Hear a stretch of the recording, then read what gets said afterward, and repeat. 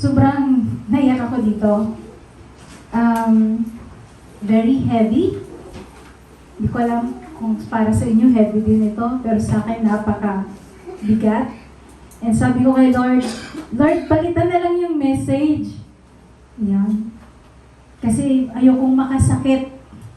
Pero God rebuke me. Sabi ko last week, bahala nang magalit kayo sa akin. Huwag lang magalit ang Panginoon. Ready na ba kayo masaktan? Masanay na. Okay. So, pwede po ba tayong tumayo para manalangin? Yes, Lord, Panginoon, una sa lahat, pinupurit, pinapasalamatan ka namin, Ama, for this opportunity, Father God, na magkatipon-tipon sa iyong bahay, panambahan, Lord, upang purihin, sambahin, at pasalamatan ka. Ako din po, Panginoon, nagpapasalamat sa mga anak mo, sa mga kaluluwa na siyang dinala mo dito sa bahay-sambahan na ito, Panginoon. Lord, salamat dahil ligtas ang mga anak mo, Panginoon. Salamat sa kalakasan na meron sila right now. Dahil ina-acknowledge namin, Lord, na galing ito sa inyo. Kaya, Panginoon, sa oras na ito, Father God, we humble ourselves, Panginoon.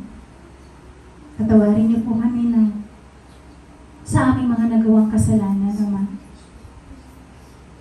Ito'y sinasadya o hindi man sinasadya, Lord. We keep humble ourselves. Tanggalin mo yung mga hadlang upang marinig namin ang iyong mga salita. And I pray, Lord, sa bawat na naririto, iandang mo po yung mga puso namin to receive your word. Na yung salita mo, Panginoon, ay siyang magtuturo sa bawat anak mo na naririto, Father God. Naniniwala kami, Lord, na yung pagdidisiplina mo ay isang action mo upang pagpapakita sa amin kung paano mo kami mamahalin. Gaya ng isang magulang, Lord, kapag nagkamali ang kanyang mga anak, dinidisiplina niya ito. At ikaw ang una na naging example nito para sa amin. Kaya Lord, I pray, i-prepare mo po yung mga puso namin to receive your word. And I do believe, Father God, that your words is very powerful to change us, to transform us. Kaya Ama, we acknowledge your presence. Patuloy ka pong kumilos sa mga anak mo. Mangusap ka po sa kanila through your words, Father God. Ama, we thank you. Pinupurit, pinapasalamatan ka namin. At naniniwala kami, nandito ka sa kalagitnaan namin. At patuloy po kami humihiling sa inyo, Father God. Samahan niyo kami simula sa umagang ito hanggang sa matapos ang buong maghapon na ito, Panginoon, para sa gawain mo. Pinupurit, pinapasalamatan ka namin at ito po ang aming sabot na langin sa pangalan ng Panginoong Jesucristo. Amen and amen. Hallelujah. Okay. So, bago tayo mag-proceed sa word ni Lord this morning, sino po nakaalala ng topic natin last week? Hindi na nila naalala, kailangan pa nilang tingnan ang kanilang mga notes. I think 7 last word. No. When the pressure's on handling stress. When the pressure's on, handling stress God's way. At sino yung pinag-usapan natin dito? Si Moises. 1 point si Ate na. Okay. So dito, alam naman natin yung life ni Moises is very faithful dahil sa pag-handle niya ng mga tao. So sobrang dami. Okay? Around 2 million ang kanyang hawak ng mga tao. Nung time na nagta-travel sila papunta ng Promised Land. Now, ano po yung nagbigay ng cause ng stress ni Moises? Ano po yung nagbigay? Moises source of stress. Ano po yung nagbigay ng source na yon? Pinanggalingan ng kanyang stress. Una, the weight of responsibility. Number 2, constant complaints and grumbling of people. And number 3, loneliness in leadership. And number 4, provision pressure. Now, paano hinandle lahat ni Moises ang bagay nito? How did Moises handle stress? Number 1, Surrender all your worries to the Lord. And number 2, he humbled himself and shared the burden. And number 3, he refocused to God. Amen. Now, tatanungin ko kayo ulit. Are you ready to receive the Word of God this morning? Handa-handa na ba? Okay. May panyo na ang iba? Baka magdudurugo yung heart niyo dito. Pero kanina umaga, nireview ko lang. Para hindi naman siya ganun pala kabigat. We'll see. Okay. Ano po nakikita niyo dito? Caterpillar or butterfly. Okay. Actually, butterfly is one of my favorite. Kung nakita niyo po yung leg ko, I have a tattoo in my, butterfly. Why butterfly? Kasi sa hirap na pinagdaanan ng buhay ko, hindi po ako laging nakakulong dito. Sa mga problema, sa mga pagsubok, one day, lilipad ako. Amen? Pero bago tayo lumipad, marami tayong hirap na pagdadaanan. Maraming transformation ang mangyayari bago ito. Amen? So, ang title ng topic natin for this morning is The Transformed Life, a Living Sacrifice.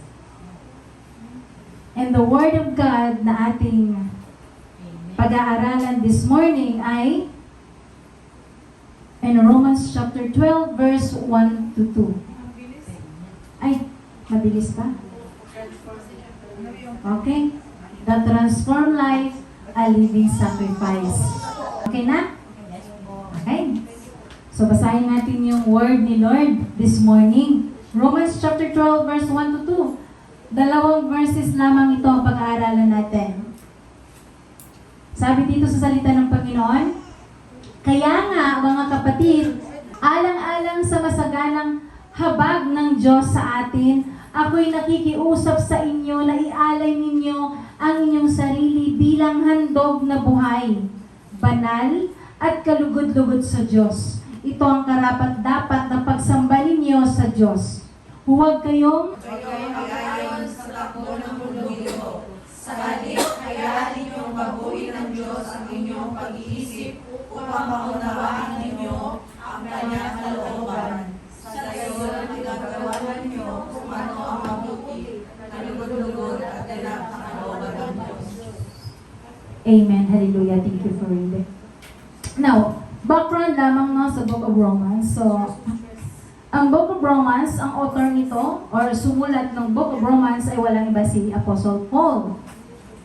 And sinulat niya ang book na ito sa mga Christian in Rome or mga believers in Rome. Okay? Naisulat ang book na ito noong 56 or 57 AD. Okay? Sa third missionary po ni Paul. Okay? And the book of Romans, nakasentro po siya sa gospel, sa life ni Jesus Christ. Inihahayag ni Paul dito ang righteousness ni God at mai-reveal ang kaligtasan para sa sangkatauhan. Both Jews and Gentile, or sa Tagalog pa, Hudyo at mga Hintil, ang pwede makatanggap at makaranas ng salvation. Amen?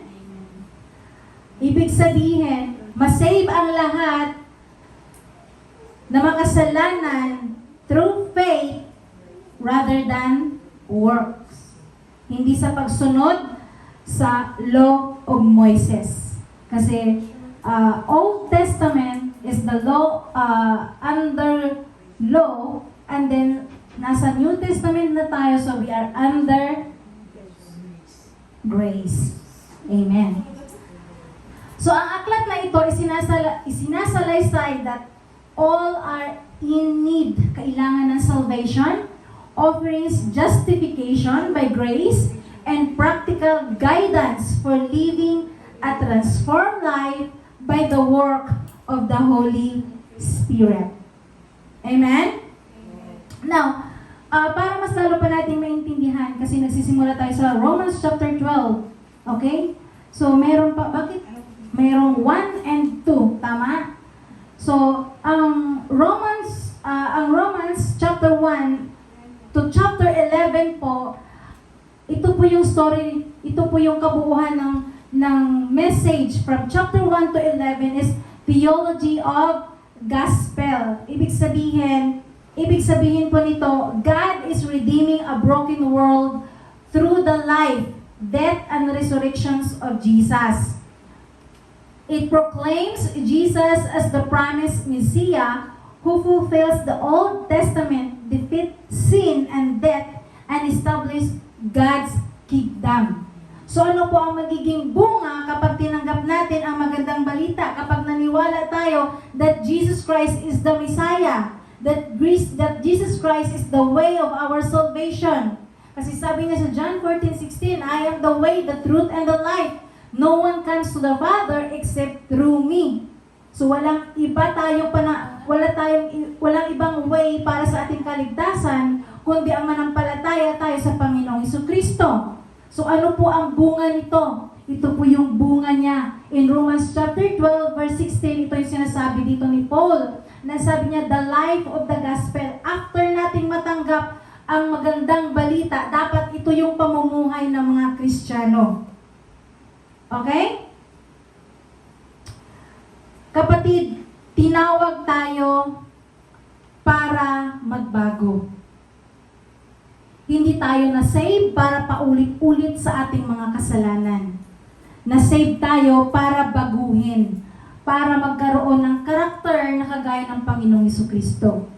Amen po?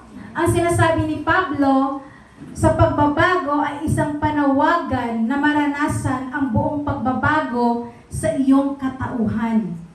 Ang iyong mga naisin, ang iyong mga priority, at ang mga commitments. So, mapag-uusapan natin dito, the body of the message ay ganito. Ay, bakit naulit ito? Mali. The transformed life, a living sacrifice, or sa message na ito, the body of message natin sa Romans chapter 12, verse 1 to 2, ay ito. God and His mercy. Dapat natin maintindihan ito. Pangalawa, surrendering. And number 3, not conforming, but transforming. Number 1, pag-usapan natin, the agent of transformation, which is God and His mercies. In Romans chapter 12, 1a, ang sabi dito, kaya nga mga kapatid, alang-alang sa masaganang habag ng Diyos sa atin, in English, therefore I urge you brothers and sisters, in view of God's mercy. So now, ano po ba yung tinatawag na agent? Okay, ang sabi, ang agent is authorized to act. Kung kukuha po kayo ng bahay, pag abroad kayo, kukuha kayo ng bahay sa Pilipinas, dapat may agent kayo. Siya yung kikilos para sa inyo. Di po ba? Yun. May kikilos para sa atin. And sa life natin bilang Kristiyano, sino ang dapat kumilos sa atin? Yung banal na Espiritu. Amen? So, ang message na ito, minomotivate tayo ni Paul na maintindihan yung mercy o yung habag ng Panginoon. Now, kung makikita nyo dito sa Tagalog, ang sabi dito, kaya nga, di ba? In English, therefore. Pero, ang therefore po, sa Tagalog pa yan, meron pa pong malalim na meaning yan. Ang sabi, sa gayon, or sa makatuwid. Yon. So, ang therefore, ano po yung ibig sabihin ng therefore?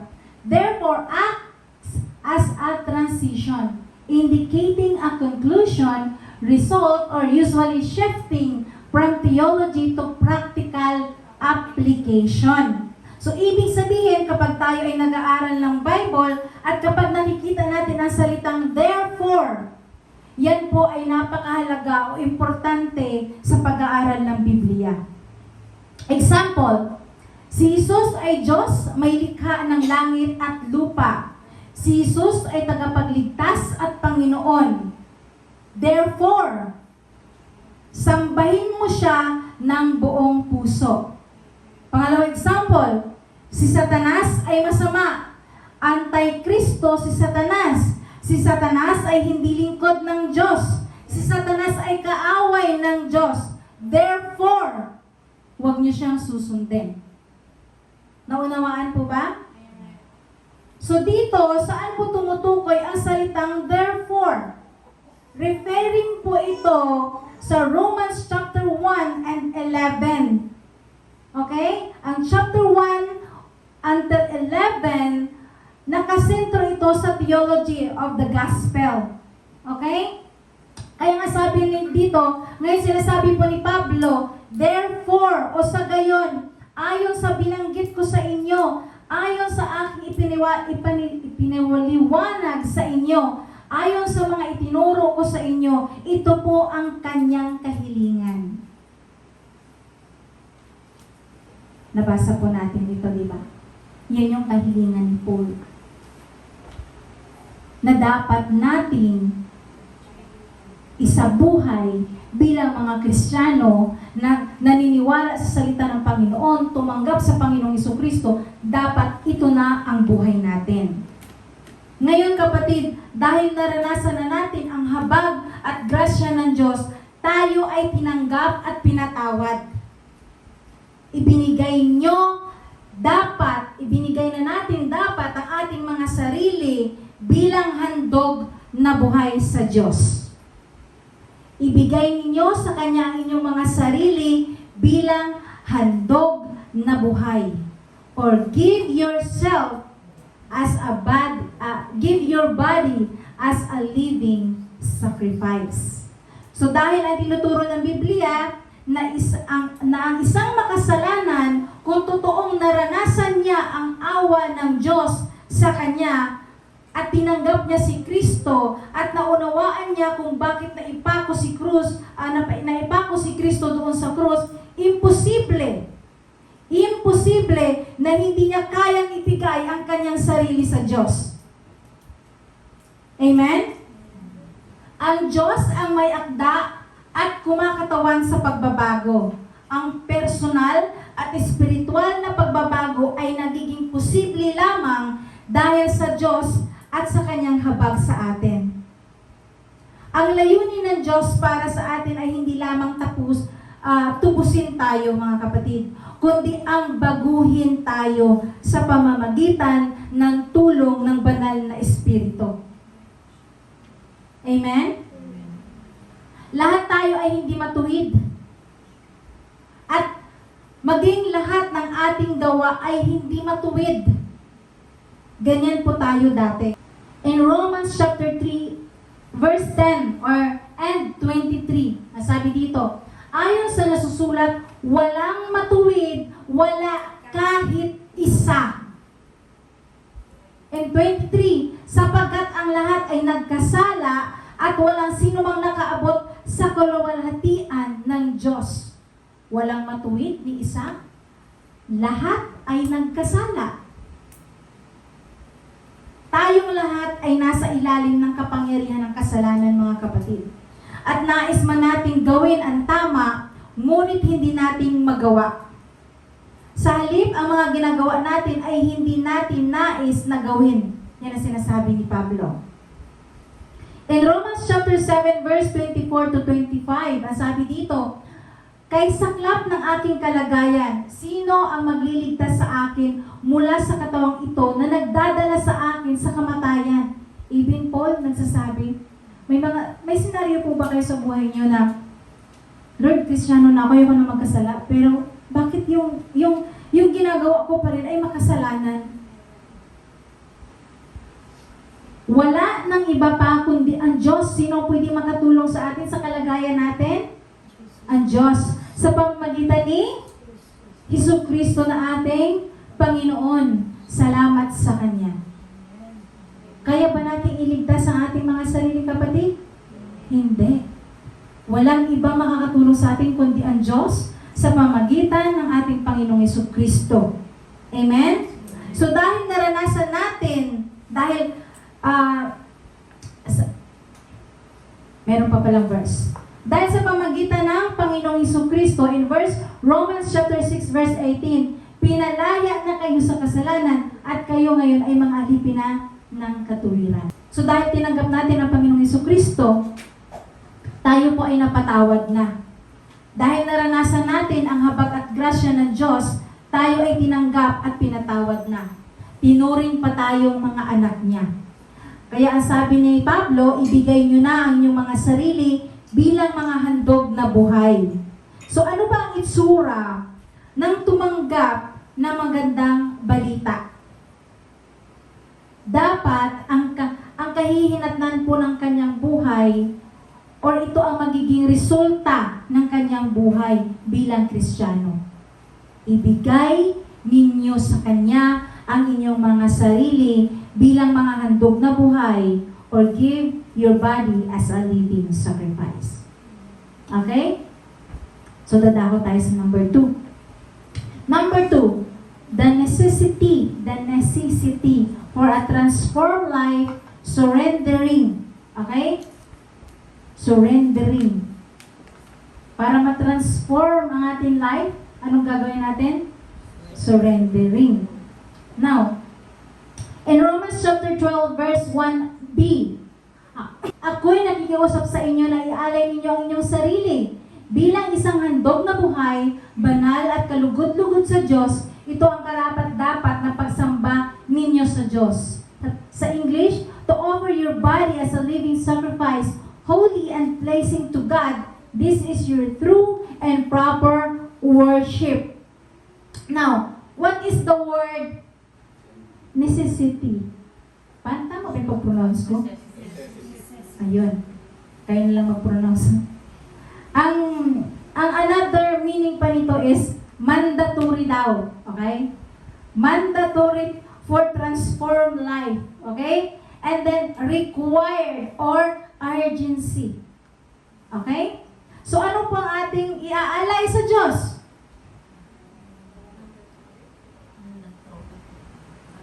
Ano iaalay natin sa Diyos? Ha? Ating sarili. Ang ating katawan. Okay? Or ang ating body sa English. Ito po ay tumutukoy sa physical body natin. Okay? Yun. Pag sinabing ibigay niyo ang inyong katawan, ibig sabihin, ibigay niyo ang buong pagkatao. Kasi ang sabi ng Bible in Matthew 27:37, which is si Jesus Christ ang nagsasabi dito, love the Lord your God with all your heart, with all your soul, and with all your mind. Okay. So, tumutukoy ito sa buo nating pagkatao. Ngayon, ang isang tao nakakaunawa ng magandang balita, yes, hindi siya perpekto, pero handang-handa siyang ibigay ang kanyang buong pagkatao sa Diyos bilang alay na buhay. Now, question, ano ang ibig sabihin ng living sacrifice? Okay? So, bago po tayo nilapit sa Panginoong Jesucristo, ano pong katayuan natin noon? Mga patay. We are spiritually dead. Ibig sabihin, hindi natin ninanais ang Diyos. Hindi natin iniibig ang Diyos. Wala tayong ability to worship Him or lumapit sa Kanya.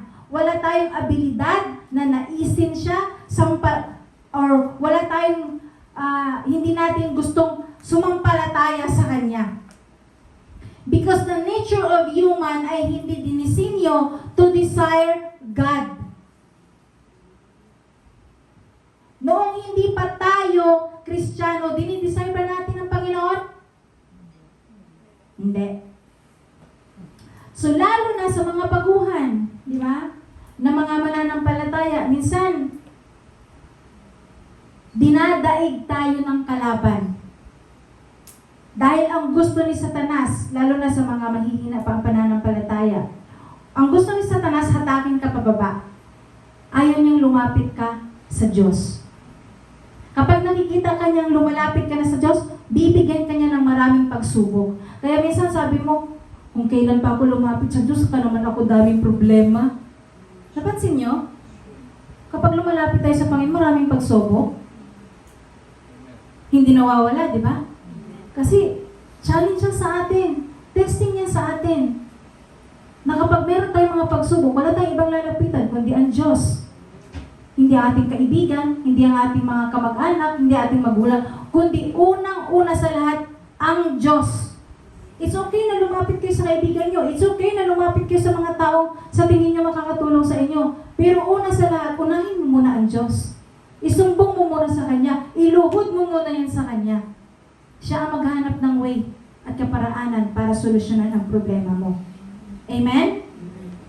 So natandaan nyo bakit ginagawa ni Satan na hatakin ka pababa? Bakit gusto ni Satan na hatakin ka ma-fail? Ayun. Tandaan niyo mga kapatid, kapag si Satan ang manguna sa buhay natin, hindi ito kalugod-lugod sa Diyos. Amen po? Pero, kapag ang sinunod natin, ang Panginoong Jesucristo, kapag sinunod natin ang kalooban niya, saan ang punta natin? Langit. Pero kapag si Satan ang nasunod sa buhay natin, saan ang bagsak natin? Impyerno. Now, nasa sa inyo na lang po yan kung ano sino susundin nyo. Sabi nga din sa Bible, kung ang tatay mo talaga ay ang Diyos, susundin mo siya. Pero kung ikaw ay anak ng demonyo, o ikaw ay anak ni Satan, si Satan ang susundin mo. So kapag sinunod mo ang Diyos, nagpapatunay yan na wala kang ibang tatay kundi ang Panginoon. Pero kapag hindi kalooban ng Diyos ang sinusunod mo, ang tatay mo ay si Satanas. Masakit, di po ba?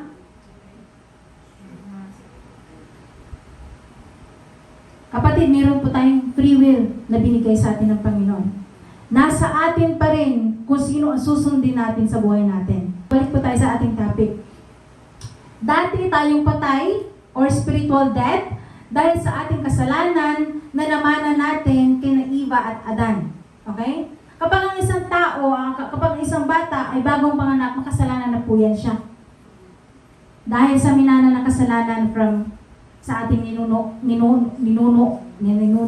na si Eva at si Adan. Okay? Pero tayo ay kinahabagan ng Diyos at muling binuhay spiritually. Noong tinanggap natin ang Panginoong Jesucristo, kapatid, nabuhay tayo. Okay? Ang sabi po ng Bible, tayo ay kinaawaan ng Diyos. In Romans chapter 11 verse 30, sabi dito, noon kayo mga hintil ay hindi sumusunod sa Diyos. Ngunit ngayon, kayo ay tumanggap ng habag ng Diyos. Nang sumuway ang mga Hudyo, gayon din naman, dahil sa habag ng Diyos sa inyong naranasan, sinuway naman ngayon ng mga Hudyo ang Diyos. Nang sa gayon, maranasan din nila ngayon ang kanyang habag. Sapagkat hinayaan ng Diyos na maalipin sa pagsuway ang lahat ng tao upang maipadama niya sa kanila ang kanyang habag. Ay, so pwede na pala ako magkasala kasi para mas lalo kung maranasan ang habag ng Diyos. Hindi po ganun yan, kapatid. Ephesians chapter 2 verse 5 to 6. Ephesians chapter 2 verse 5 to 6, sabi dito, kahit noong tayo'y mga patay pa, dahil sa ating pagsuway, ay binuhay niyang kasama ni Kristo. Dahil sa biyaya, tayo'y iniligtas. At dahil kay Kristo Jesus, tayo'y milyong binuhay na kasama niya at iniluklok na kasama niya sa kalangitan. Praise the Lord. Grabe si Lord, di ba? Colossians chapter 3 verse 1, sapagkat muli kayong binuhay na kasama ni Kristo, itinuon ninyo ang inyong pag-iisip sa mga bagay na nasa itaas, kung saan naroroon si Kristo na nakaupo sa kanan ng Diyos. Okay, let's continue.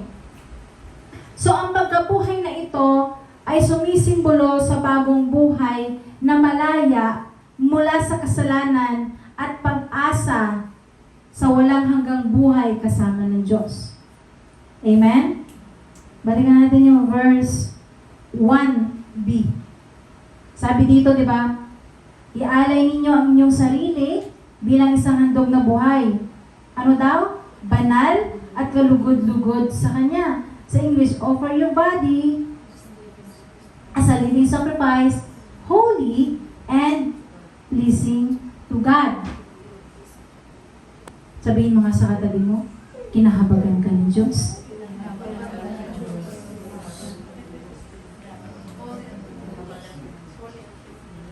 Now, ngayon, ano po tayo dati?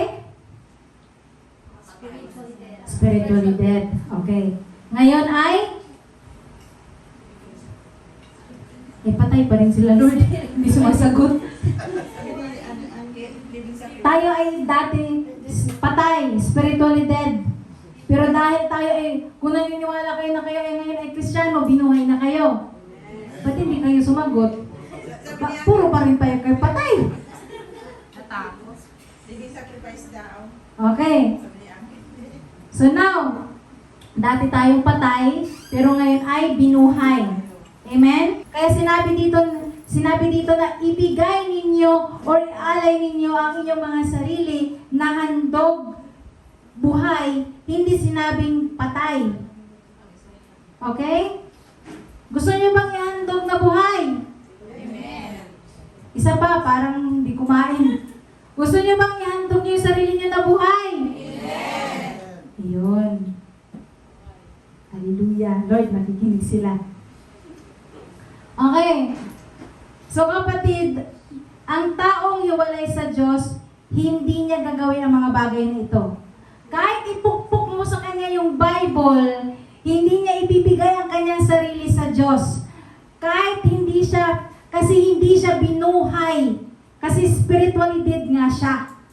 Di ba? So, dito makikita natin yung isang tao na patay, mas mahal niya ang mundo kaysa Diyos. Therefore, ang may kakayahan lamang na magpuri at magsamba ay yung mga buhay spiritually. At sino ang mga tinutukoy na ito? Ito yung mga Kristiyano. Kanino sinulat ni Paul ang Romans? Sa mga patay ba? Hindi. Sa mga believers sa Rome or sa mga Christian in Rome. Kaya napakahalaga minsan na alamin niyo yung background ng book na binabasa niyo. Okay? Ang tawag dyan ay exegesis. Huwag tayo easy lang. Exegesis. Okay? Dapat exegesis. So, dito natin makikita na ang taong patay, mahal niya yung mundo kaysa Diyos. Now, posible po ba sa isang Kristiyano na naunawaan niya yung Ebanghelyo? Bakit? Ano naman Ebanghelyo? Ebanghelyo, magandang balita, good news, iisa lang po yan. Okay? Malalim na word, Ebanghelyo. Maririnig niyo yun lagi sa pare. Diba? Ang Ebanghelyo ng Diyos. Sa atin, ang salita ng Diyos. Or yung magandang balita, or good news, iisa lang po yan. Okay? So now, posible po ba sa isang Kristiyano na naunawaan niya ang Ebanghelyo, hindi niya kailangan pag-aralan yung Word of God, hindi niya kailangan ipangaral ang Ebanghelyo, ang salita ng Diyos, dahil alam na alam niya, gamay na gamay niya yung salita ng Panginoon, kaya lang, hindi niya kayang ibigay ang kanyang sarili sa Diyos. Kapatid, imposible po yun. Kapag tunay mo nauunawaan ang salita ng Panginoon, gaya na sinabi ko, kung naiintindihan mo last 2 weeks ago, pinanood natin yung topic natin, yung the 7 last word. Naintindihan niyo po anong ginawa ng Panginoong Jesucristo sa Kalbaryo ng krus. Namatay siya para sa'yo. Binuhay kanya. Kaya mamuhay tayo para sa kanya. Nag-gets nyo? Namatay si Kristo. Tiniis niya lahat ng kasalanan na yon. Namatay siya para sa atin. Kasi patay tayo spiritually. So namatay siya para sa atin. Dahil sa pagtanggap natin sa Kanya, binuhay niya tayo. Ngayon mga kapatid, mamuhay tayo, mabuhay tayo para naman sa Kanya. Parang ang lungkot niyo ata. Itinuturo po ng Biblia na isang makasalanan na nakaranas ng awa ng Diyos, tinanggap niya ang Panginoong Hesukristo, naunawaan niya ang ginawa ng Panginoong Hesukristo, magbabago po yun. Amen? Dahil ang umuudyok sa Kanya na ibigay ang Kanyang buhay ay hindi ang Kanyang sariling lakas, kundi ang banal na Espiritu na nananahan sa atin right now. Amen? So dahil ang trabaho ng Espiritu ayon sa Bible is to glorify Christ. Lead to the truth. Lead to Jesus Christ. Kaya ang isang Kristiyano na nagsasabi na alam niya na yung magandang balita, tinanggap niya si Kristo, naunawaan niya yung salita ng Panginoon, alam na intindihan niya at naunawaan yung pagkapako ng Panginoong Hesukristo sa cross, kaya lang hindi siya magkukumit kay Kristo. Hindi, kung baka sasabihin niya, ayaw ko pang mag-commit. Tatanggapin ko lang ang Panginoon, naunawaan ko yung salita niya, pero I'm not ready to commit. I'm not ready to commit to discipleship. I'm not ready to commit na sa Bible study. Hindi ako handa na ibigay ang aking sarili. Dahil madami pa akong gustong gawin sa buhay. Kapatid, kaduda-duda ang ganong klaseng pagkaunawa sa magandang balita o sa salita ng Diyos. In 2 Corinthians chapter 5 verse 14 to 15, sapagkat ang pag-ibig ni Kristo ang siyang nag-uudyok sa amin na sundin ang Kanyang kalooban. Kumbinsido kami na namatay si Kristo para sa lahat, kaya maituturing din na namatay ang lahat. Namatay siya para sa lahat, para ang lahat nang nabubuhay ngayon ay hindi na mamumuhay para sa sarili, kundi para sa Kanya na namatay at nabuhay para sa kanila. Naunawaan niyo po?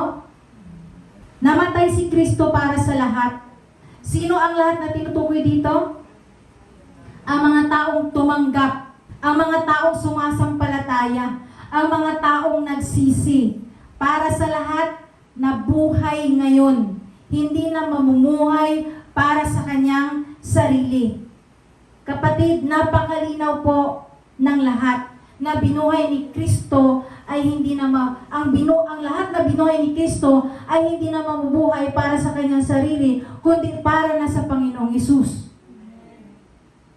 Amen? Offer your body as a living sacrifice, holy and pleasing to God. So ano po yung ibig sabihin ng living? Okay? So ang pamumuhay natin dapat may sakripisyo. Kung nabubuhay tayo as a living sacrifice, yung buhay natin may sakripisyo po. For example, lagi ko itong sinasabi sa inyo, ina-example ko ito lagi sa inyo. Kung naunawaan nyo, talagang mahal nyo ang Panginoon, kahit may nag-invite sa'yo na mag-attend ng birthday or party, yung party makamundong gawain, hindi muna ako magsisimba, magpa-party-party muna ako. Hindi muna ako magsisimba kasi may outing kami.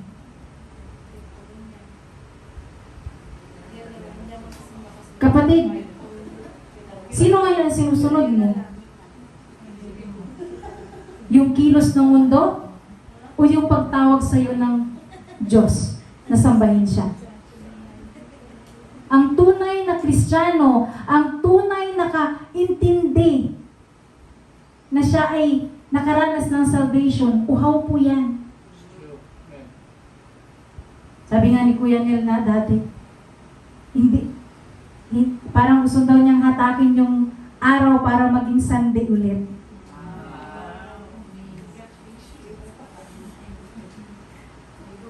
Kayo po ba, pag fellowship, kapag araw na po ng build group, online or face-to-face, are you excited?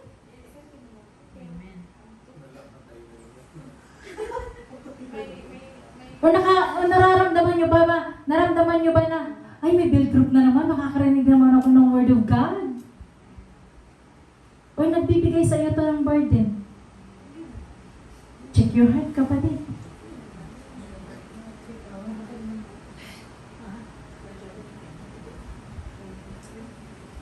Holy. Sa Old Testament po, kapag tinawag natin na holy or sa Tagalog banal, sa Old Testament po may temple. Okay? At lahat ng gamit sa loob ng temple ay hindi pwedeng gamitin sa personal na purpose.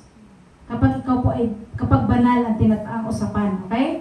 Hindi pwedeng ilabas, hindi pwedeng babuyin, dahil lahat ng inalay sa temple ay para lamang sa temple.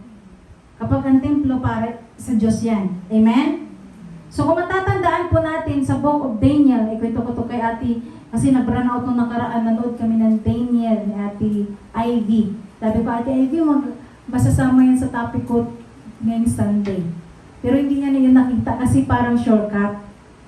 Nung time na si Nebuchadnezzar ay napunta sa gubat ng 7 taon, ang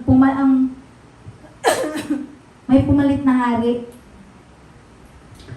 Bago nung sakupin ng Babylon ang Israel, ang Jerusalem, lahat ng gamit sa temple dinala sa Babylon. Ano yung lugar ngayon sa panahon natin ngayon ay Iraq. Okay? Yung Babylon na tinatawag. Dinala lahat ng gamit doon, pero hindi yun ginamit ni Nebuchadnezzar. Kinip niya lang yun. Ngayon, nung pumalit sa kanya, kasi nasiraan ng ulo si Nebuchadnezzar. Ngayon, may pumalit sa kanya na hari. Yung hari na ito, kinuha yung mga gamit ng templo. Okay? So ngayon, nag-party-party sila. Yun. Ginamit nila lahat ng gamit ng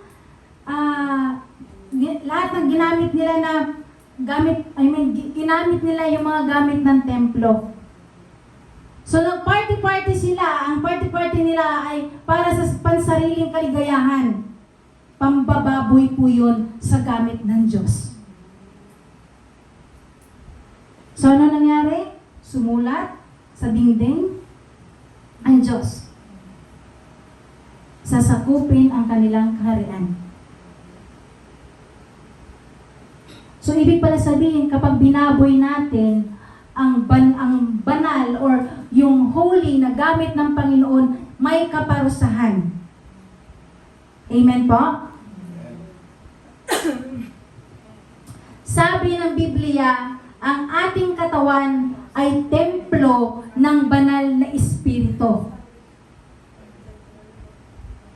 1 Corinthians chapter 6:19, hindi ba't ang katawan ninyo ay templo ng banal na Espiritu, nasa inyo at tinanggap ninyo mula sa Diyos. Kung gayon, ang katawan ninyo hindi sa inyo kundi sa Diyos. Our body ay hindi na po sa atin ito. Belong na po ito sa Panginoon. Now, anong kinalaman nito? Bilang isang taong born again. Ang born again po ay hindi po religious name, okay? Ang isang taong na born again po ay may bagong buhay. Okay? Ibig sabihin, kapag na born again ka na, handa ka nang mamuhay sa kabanalan dahil yon ang nakakalugod sa Diyos. Pag sinabing holy, ang buong katawan natin, buong pagkatao natin ay para lamang sa kabanalan. Hindi mo ito dadalhin kahit saang bagay kung walang kinalaman sa kaharian at gawain para sa Diyos. Hindi mo ito gagamitin sa maling paraan, hindi mo gagamitin na mapagod sa walang kapuluhang bagay, kundi gagamitin itong katawan na ito, katawan natin, sa kanyang kaharian, para sa kanyang kalooban.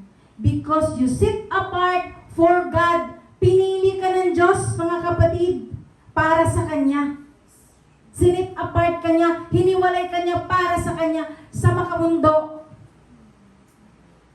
Amen? So dahil hiniwalay ka na niya sa makamundo, para ka na sa Kanya, dapat lahat ng gagawin mo ay para sa Kanya, hindi para sa mundo. Tinanggal ka na niya dun. Tinanggal ka na niya doon. Naintindihan po ba?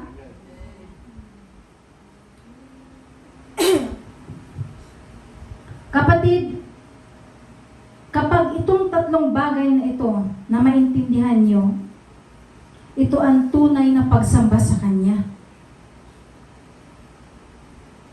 Listen to this. Kapag hindi pala natin ibinigay ang ating sarili kay Kristo ng buong puso, kahit ano pala yung attend natin sa church, kahit anong pagsamba natin, kahit anong iyak natin, kahit anong panalangin natin, hindi niya pala tatanggapin yun bilang pagsamba. Kapatid, ito yung katwiran ng iba. Naniniwala naman ako kay Kristo, pero hindi lang ako handang mag-commit. Kapatid, hindi po pagsamba ang tawag doon. Pandaraya sa sarili. Dinadaya mo ang iyong sarili. Ang hinahanap po ng Diyos ay hindi lamang handog, kapatid. Obedience is better than sacrifice. May iba, nag-uubi naman ako, sinabi ni Lord, tutulong daw ako. Tumutulong naman ako.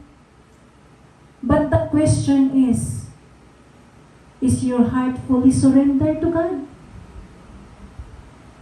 Kapag ginagawa mo pa rin ang mga bagay na ito, nag-obey ka sa salita ng Panginoon, but your heart is not fully surrendered, hindi po yung totoong pagsamba pa din. Pastora, napakagulo naman. Tandaan niyo to, kapatid. Hindi po tayo hindi natin pwede ito ikatwiran sa Panginoon. Ay, nagsiserve naman ako, Lord. Ay, nag-uubi naman ako sa salita mo. Sabi mo, tutulong ako sa mga tao, gumawa ako ng mabuti. Ginawa ko naman yun, Lord. Kapatid, hindi mo pwedeng ikatwiran ang mga yan. Pwede kang mga twiran sa Diyos, pero kahit kailan hindi ka mananalo. Sabi ng Bible, hindi natin madadaya ang Diyos because we cannot mock God.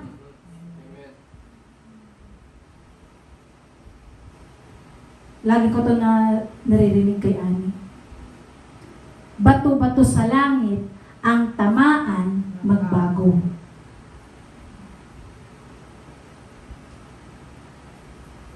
Ang sabi ng Diyos, ako ay namatay para sa iyo, ngayon ikaw naman ay mamatay para sa akin. Dahil ako'y muling nabuhay para sa iyo, lahat ng mga binuhay naman niya ay mamumuhay para sa Kanya. Namatay ang Diyos para sa atin, para tayo magkaroon ng buhay, ngayon mabuhay tayo para sa Kanya. Amen? Bakit? Dahil yan ang tunay na pagsamba. Dahil nauunawaan natin ang magandang balita, ibinigay natin ang ating sariling handog na buhay. Kung babalikan po natin sa Old Testament, ang sacrificial system nila ay ganito.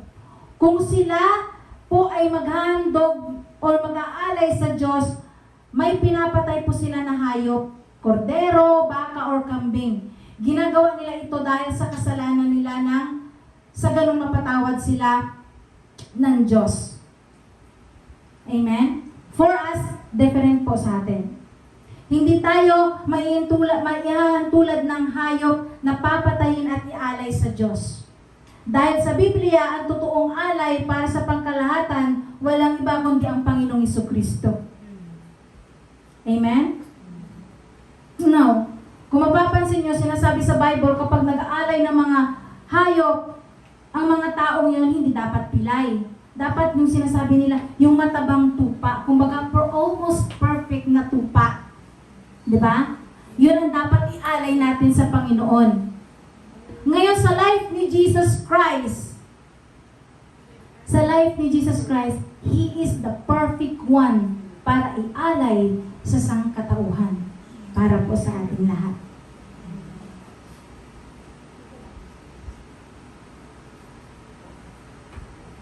Paano naman pagdating sa atin?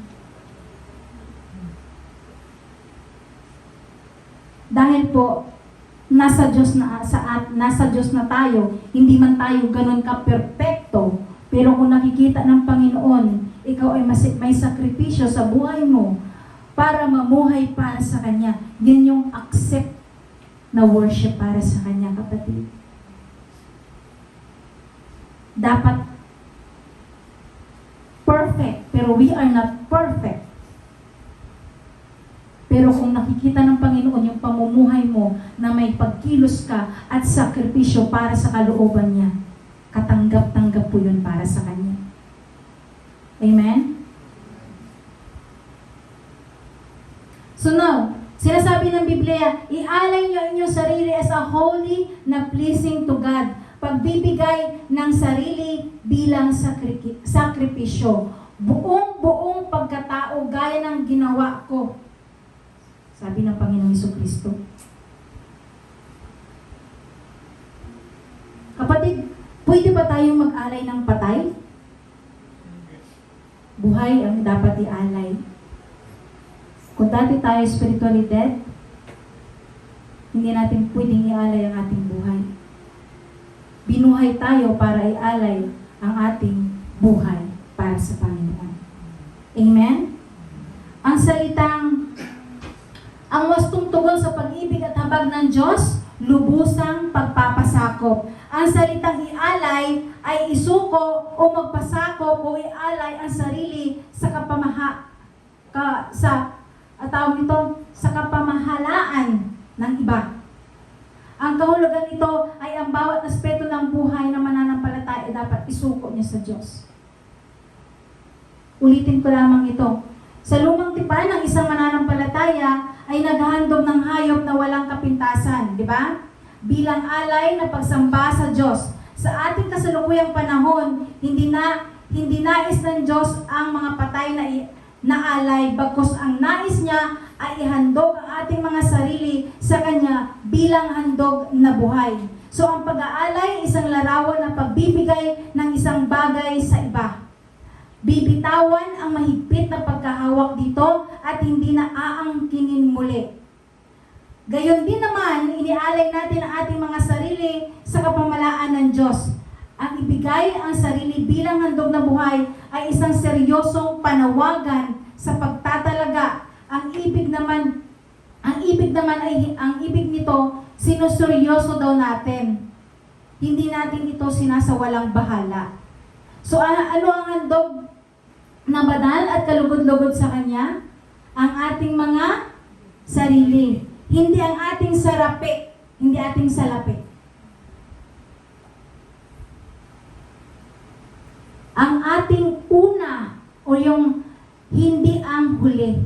Dapat siya yung priority. Hindi dapat siya ang nahuhuli. Sometimes, Lord, mag-party-party muna ako. Next week na kita sasampahin. Saan mo nilagay si Lord sa buhay mo? Nasa una o nasa huli?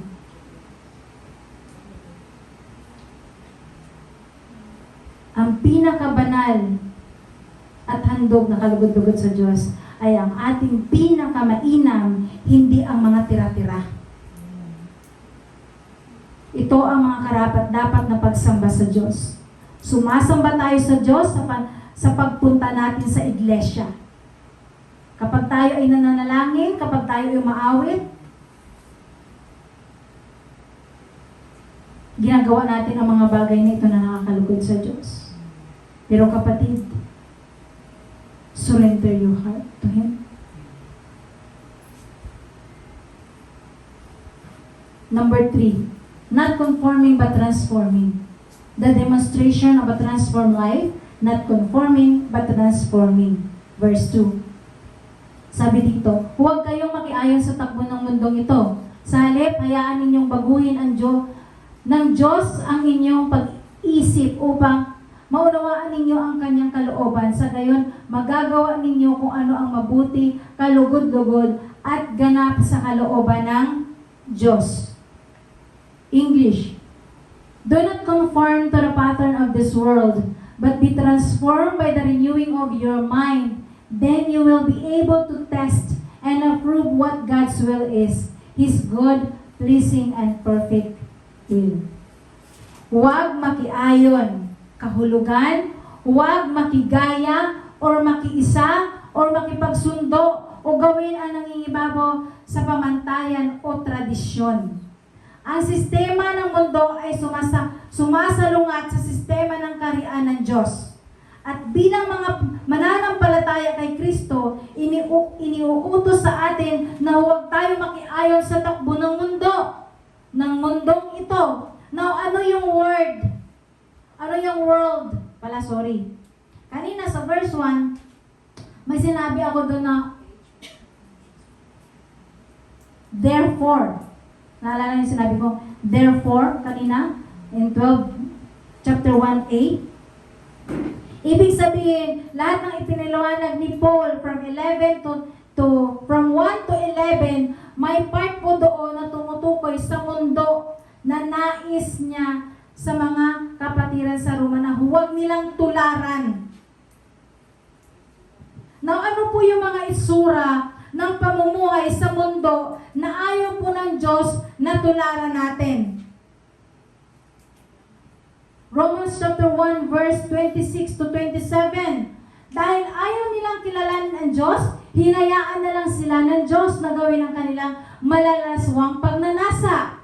Ipinagpalit ng mga babae ang natural na pakikipagrelasyon nila sa lalaki sa pamamagitan ng pakikipagtalik sa kapwa babae. Ganon din ang mga lalaki. Tinalukuran nila ang natural na pakikipagrelasyon sa babae at sa halip ay pinagnasahan ang kapwa lalaki. Kahiya-hiya ang ginawa nila sa isa't isa. Dahil dito, pinarusahan sila ng Diyos na nararapat sa kanila. Ito po'y tungkol sa kabaklaan. Alam niyo naman po yung story namin ni Yowie. Yo. Pares kaming babae. Nasa makamundo kami. Pero dahil kami tinawag ng Panginoon, kailangan namin tapusin yung relasyon namin para makapaglingkod kami ng tama, may kabanalan, righteousness sa harapan ng Panginoon. There's a living sacrifice na ginawa namin. Sakripisyo para sa Panginoon. In verse 1:28 to 29, sabi dito, at dahil sa ayaw talaga nilang kilalanin ang Diyos, hinayaan niya sila sa kanilang kaisipang hindi makapili ng tama. Kaya ginawa nila ang mga bagay na hindi nararapat. Naging alipin sila ng lahat ng uri ng kasamaan, kalikuan, kasakiman, at masasamang hangarin. Sila'y mainggitin, mamamatay tao, mapanggulo, mandaraya, at laging nag-iisip ng masama sa kanilang kapwa. Sila'y mga chismoso, chismosa. Sunog, kapatid. Nabasa niyo na. Ang pakikipag-chismis ay kasalanan.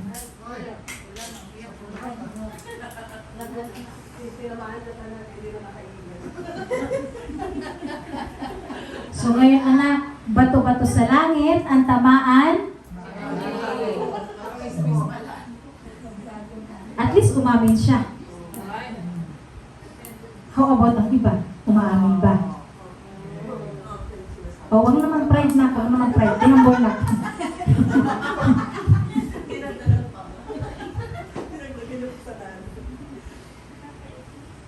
Romans chapter 1 verse 30 to 31. At mapanirang puri, nabubuot sila sa Diyos, mga walang galang at mapagmataas. Naghahanap sila ng magagawang masama at suwail sa mga magulang nila. Sila'y mga hangal, mga traidor at walang awa. Alam nila ang utos ng Diyos na dapat parusahan ng kamatayan ng mga taong gumagawa ng mga kasalanan ito. Pero, patuloy pa rin silang gumagawa nito at natutuwa pa sila na ginagawa rin ito ng iba. So ito pala ang buhay sa mundo. Kapag pala ang tao ay nasa mundo, hinahayaan sila sa ganong klaseng pag-iisip. Hindi nakapag-iisip ng tama. Ito yung mga tao na alam na nila yung utos ng Diyos, kaya lang hindi sila natatakot.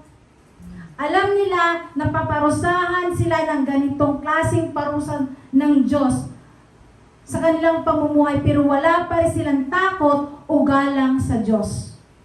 Kung may ganitong klaseng tao ka na kilala, huwag natin silang tularan. Romans chapter 8:5. Sapagkat ang mga taong namumuhay ayon sa kanilang makasalanan pagkatao ay walang ibang iniisip kundi ang nais ng kanilang pagkatao. Pero ang tao namang namumuhay ayon sa banal na Espiritu ay walang ibang iniisip kundi ang nais ng banal na Espiritu. Saan ka dyan, kapatid?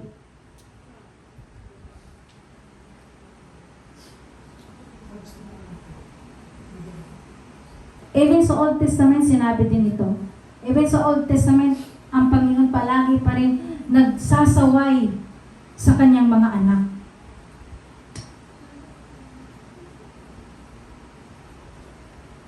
Hindi ko po naisulat. Pero sabi dito, Exodus chapter 22, verse 2, 23 verse 3. Isulat nyo na lang, Exodus chapter 23 verse 2. Ang sabi dito, huwag kayong makiisa sa karamihan sa paggawa ng masama o sa paghadlang sa katarungan. Deuteronomy chapter 18 verse 9. Deuteronomy 18 verse 9. Kapag kayo naroon na sa lupang ibinigay sa inyo ni Yahweh, huwag kayong gagaya sa kasuklam-suklam na gawain ng mga tao roon. NLT version. Don't copy the behavior and custom of this world, but let God transform into a new person by changing the way you think. So, ang nabagong kaisipan, ginagawa ang kalooban ng Diyos. Ito ay ganap ayon sa pamantayan ng Diyos at hindi ng mundo. Unawain natin na lahat ng ating mga gawa ay hindi para tanggapin ang mundo dahil narito tayo para gawin ang kalooban ng Diyos. Amen? Ang kalooban ng Diyos ay kalugod-lugod. Ang kalooban ng Diyos ay ganap. Meron po ako nabasa sa Facebook, babasahin ko po sa inyo. Kilala niyo po si Judas? Okay. Si Judas po, he was chosen. He was trusted. He walked with Jesus, heard His teaching, saw miracle, and even handled the groups of money. Yet at the end, he chose betrayal. Judas was not an outsider. He was inside.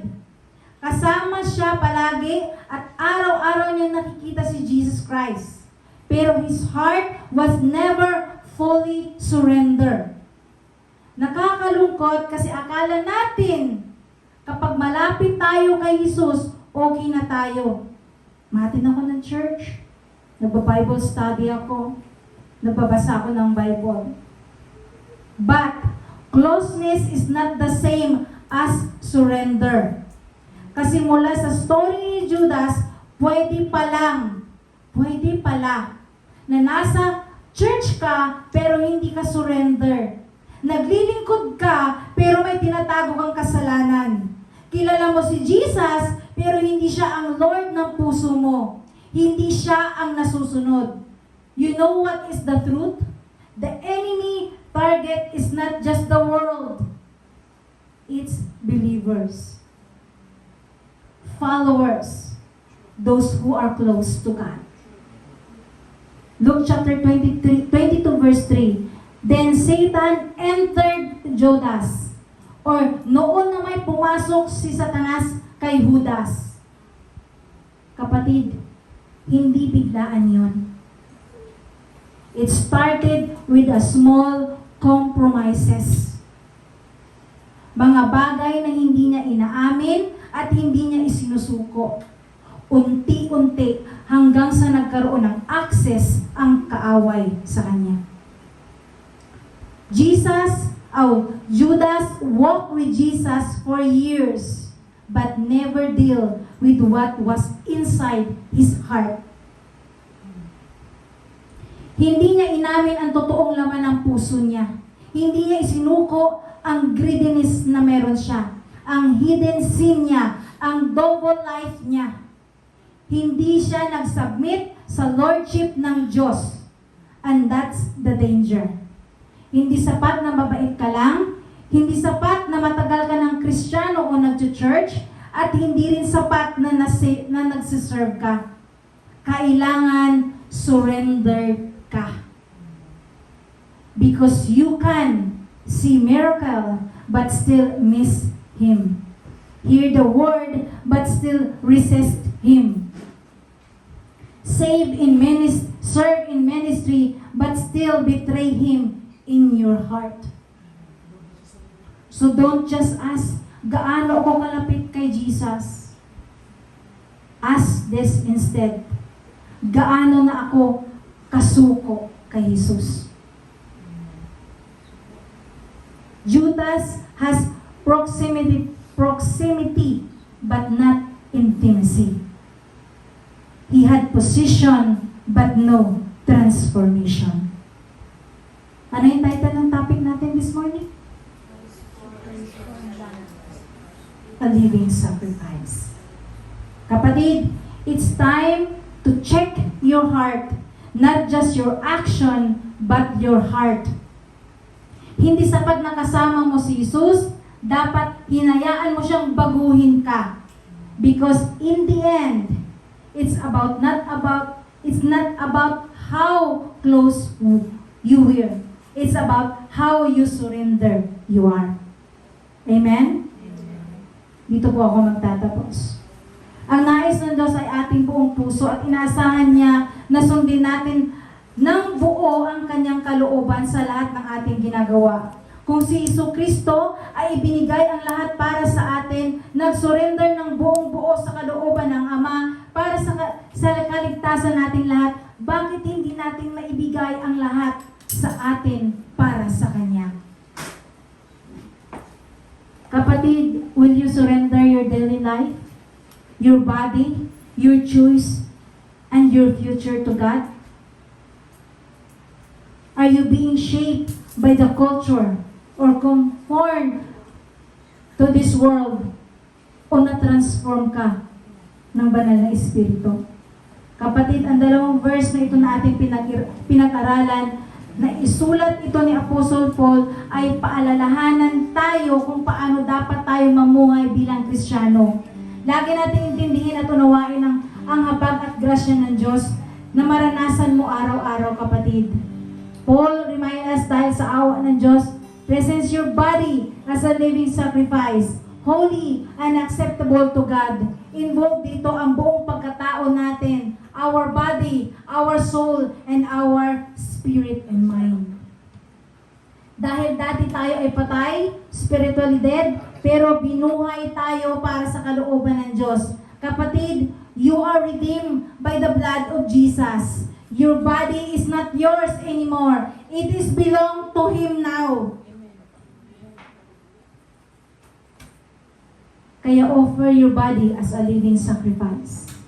A living sacrifice means offering your body continually. Not just one, it is ongoing process. A holy sacrifice means a sacrifice without blemish, set apart to God. Many Christians today neglect offering their body to God. But it is essential. Some teach that what you do with your body does not matter if you are saved in your spirit. That's wrong. That's false and dangerous. Christians are to glorify God with their bodies through living and a holy sacrifice acceptable to Him. Remember this, mga kapatid. The Creator of this universe ay walang iba kundi ang Diyos. Lahat ng nakikita natin ay tayo din mismo. We are created by God ayon sa Kanyang wangis. Ayon po sa Romans chapter 11 verse 36, for from Him and through Him and for Him are all things, to Him to be glory forever. Amen. Sapagkat ang lahat ng bagay ay mula sa Kanya, sa pamagitan niya at sa pag-aari niya, sa Kanya ang karangalan magpakailanman. magpakailanman. We are created by God, kapatid. Acknowledge God sa buhay natin, that glory to Him. Put Him center in our life. Kapatid, ibigay mo yung sarili mo ng buong buo sa Panginoon. Fully surrender. Dahil yan ang mga bagay na hindi natin pagsisihan. Yan ang mga desisyon na dapat natin gawin, hindi natin pagsisisihan. Amen? Tayo po ay tumayo at awitan natin ang Panginoon.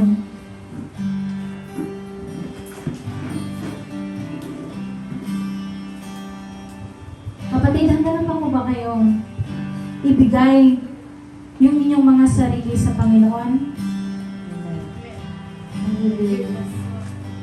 Check your heart, kapatid. Kapag sa tingin nyo, you're not fully surrendered, your heart is not fully surrendered to Him, this is the right time. Maging totoo po tayo sa Kanya. Maging totoo ang pagsamba natin. Tutuhanin na natin ang lahat ng ito. Ang buhay natin ay hindi na natin pagmamayari. Para na ito sa Panginoon. Kaya, kapatid, give your body as a living sacrifice para sa Panginoon. Mas gusto niya yung pagsunod mo. Mas gusto ng Panginoon yung totoo ang pagsamba mo.